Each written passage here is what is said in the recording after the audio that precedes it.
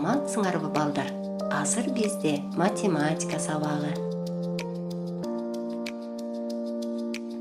Сабагыбыздын темасы мисал иштөө. Сабагыбыздын максаты өтүлгөн теманы бышыктоо максатында мисалдарды аткарабыз. Катасыз, сулуу жазууга аракет кылабыз. Өткөн сабакта биз миллиметр жана узундуктуу өлчөө тууралуу сөз кылганбыз. Миллиметр узундуктуу өлчөөнүн эң кичине чембирдиги болуп саналат. Андан сырткары сантиметр, дециметр, метр жана километр сыяктуу чембирдиктерин жашообузда кеңири колдонобуз.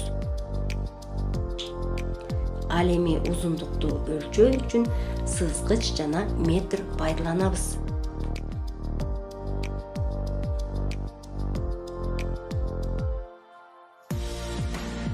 Узундукту өлчөөдө мындай сандар аттуу сандар деп аталат.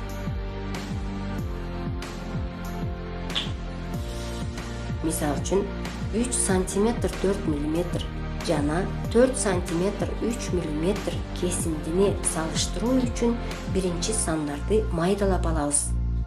Демек 34 миллиметр кичине 43 миллиметрден.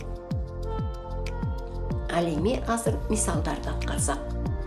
Бул мисалдарды аткарууда биз сандарды салыштыруу менен тиешелүү белгилерди ордуна коебуз.